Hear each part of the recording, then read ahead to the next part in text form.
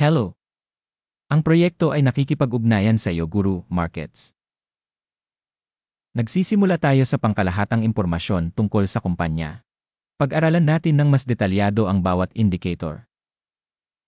Kung gusto mo, maaari mong i-pause ang video. Maaari mong pag-aralan ng mas mabuti ang bawat parameter ng organisasyong pinag-uusapan.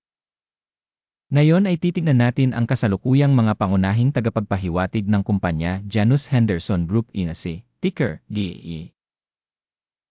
Ginawa ang pagsusuring ito batay sa data noong Marso 30, 2025. Sa pamamagitan ng pag-uri Guru Markets kumpanya Janus Henderson na bibilang sa subkategory. Investors, 76 na organisasyon ang lumahok sa pagtatasa, ito ay lubos na kinatawan. Tingnan ang dulo ng video para sa mga huling solusyon. Ang resulta para sa kumpanyang pinag-aralan ay 6.5 sa 10 puntos. Average na marka para sa subkategory, 1.5 puntos. Kung titignan mo ng napakalawak sa kabuuan ng buong merkado. Maaari nating tandaan na ang average na marka para sa merkado sa kabuuan ay 1.5 puntos. Laban sa markang 6.5 para sa kumpanya Janus Henderson. Paghahambing ng dynamics ng share price ng kumpanya Janus Henderson at pagbabahagi ng subkategory. Makikita natin na sa nakalipas na 12 buwan ang mga pagbabahagi Janus Henderson nagpakita ng pagbabago ng 11.8%. Laban sa dynamics ng presyo para sa subkategory na 11%. Hindi ito malinaw na nagpapahiwatig ng anuman, ngunit kinakailangang isaisip ang katotohanan ito. Market capitalization ng kumpanya Janus Henderson ay $5.67 bilyon. At ang capitalization ng subkategory ay $668 bilyon.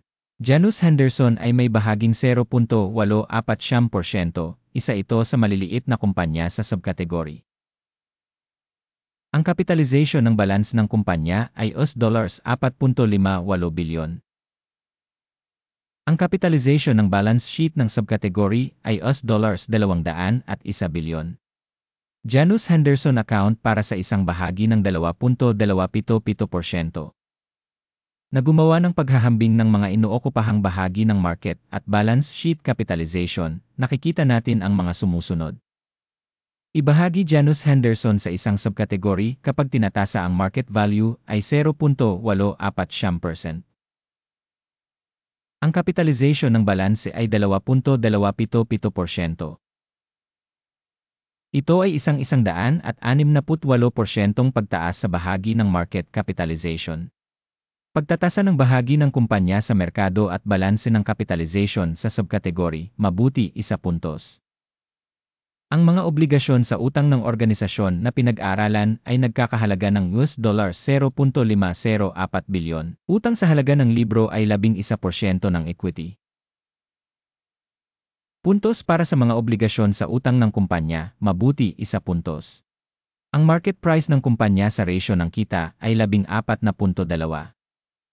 Na may average sa subkategory na 32.6, na 56% mas mababa kaysa sa average sa subkategory. Pagtatasa ng presyo ng stock sa ratio ng tubo kumpara sa mga kumpanya sa subkategory, napakahusay, 2 puntos. Ang tubo sa huling 12 buwan ay $379 milyon. Ang mga kita sa hinaharap para sa darating na 12 buwan ay inaasahang magiging $552 milyon. At ito ay 38.3% na higit pa kaysa sa kasalukuyang sandali. Pagtatasa ng tinantyang kita sa hinaharap kung ihahambing sa subkategory, mabuti 0.5 puntos. Ang ratio ng presyo sa benta ng kumpanya ay 2.2. Ang average sa subkategory ay 5.1, na 57% mas mababa kaysa sa subkategory. Pagtatasa ng halaga ng merkado ng kumpanya sa mga tagapagpahiwatig ng kita kumpara sa mga tagapagpahiwatig sa subkategory, mabuti 1 puntos. Ang kita sa huling 12 buwan ay $2,550 milyon. Ang kita sa hinaharap para sa darating na 12 buwan ay inaasahang magiging $3,530 milyon. Ito ay 38% mas mataas kaysa sa kasalukuyan. Pagtatasa ng inaasahang mga tagapagpahiwatig ng kita sa hinaharap kumpara sa mga tagapagpahiwatig ng mga kumpanya sa subkategory, mabuti, 0.5 puntos. Ang margin ay 15.7%, na may average para sa subkategory na 15.7%. Ang pagkakaiba sa pagitan ng average ng subkategory at performance ng kumpanya ay 0%. Pagtatasa ng kakayahang kumita ng mga benta kumpara sa mga tagapagpahiwatig ng mga kumpanya sa subkategory, matitiis, 0 puntos. Ang bahagi ng kumpanya sa mga tuntunin ng bilang ng mga empleyado sa subkategory ay 2.73%, na 246% higit sa bahagi ng market capitalization. At ito ay sumasalamin sa kawalan ng balanse sa presyo ng palitan ng organisasyon Janus Henderson Group ESA sa halip patungo sa pagmamaliit. Ang halaga ng market capital bawat empleyado ng kumpanya ay $2,581,000. Samantalang para sa subkategory $8,938,000.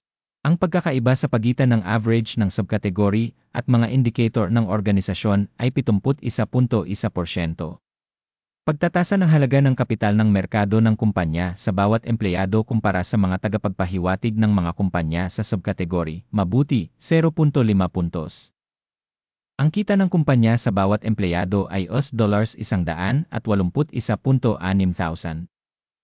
Average para sa subkategory, $273,800. At ang pagkakaiba sa pagitan ng average na subkategory at performance ng kumpanya ay 34%. Pagtatantya ng kita para sa bawat empleyado ng kumpanya kumpara sa mga tagapagpahiwatig ng mga kumpanya sa subkategory, matitiis, 0 puntos. Ang bahagi ng kita para sa bawat empleyado ng kumpanya ay $1,161,000.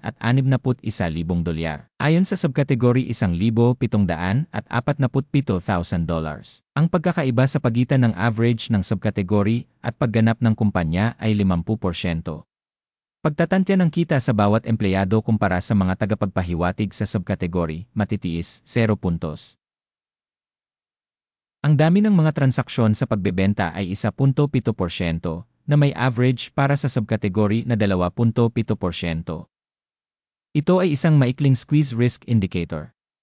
Tagapagpahiwatig GRES 14 na nagpapakita ng antas na 34% para sa kumpanya Janus Henderson. Samantalang para sa subkategory ang antas na ito ay humigit kumulang 40%. Potensyal, ang mga bahagi ng subkategory ay tinatayang katumbas ng halaga ng mga pagbabahagi Janus Henderson. Ang kasalukuyang presyo ng stock ng kumpanya ay humigit kumulang $35.7. Ang target na presyo ng pinagkasunduan para sa mga pagbabahagi ng kumpanya ay nasa paligid ng $47.0. Ang dynamics ng aktual na pagtatantya at ang consensus forecast ay humigit kumulang 31%.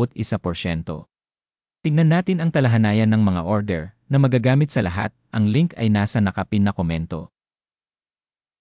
Ang talahanayan ng pagkakasunod-sunod ay naglalaman ng lahat ng bagay sa isang partikular na desisyon ng CISO ng Impormasyon at Reference System Guru Markets. Ang pag-access sa talahanayan ng order ay ganap na libre at bukas, link sa nakapin na komento. Batay sa pagtatasa Janus Henderson. Sistema ng Impormasyon at Sanggunian Guru Markets, isang desisyon ang nagawa. Magbukas ng kalakalan para sa pagtaas sa presyong $35.78 bawat bahagi. Nabuksan ang deal dahil medyo mataas ang rating ng kumpanya. Ang pagtatasa ng kumpanya ay ginawa batay sa pamantayan sa pagtatasa, ang index ng AKIM. Ang take profit ay nakatakda sa 38.52. Ang stop loss ay nakatakda sa 33.44. Sakaling hindi isinara ang order sa pamamagitan ng take profit o stop loss. Pagkatapos ay otomatikong naayos ang order batay sa mga resulta ng sesyon ng kalakalan noong Abril 20, 2025 o sa huling araw ng trabaho bago ang petsang ito. Ticker, LAA, ay isang counterbalancing sell trade. Ang Ang video sa pagkakasunod-sunod ng balance ay magiging o na-i-publish na sa channel. Kapag isinasara ang isa sa mga order, pangunahing o pagbabalanse. Isa pang order ay sarado sa kasalukuyang antas. Maraming salamat sa lahat sa panonood ng video na ito at sa paggamit ng Information and Reference System Guru Markets. Ikaw ang pinakamahusay na madla sa buong planeta.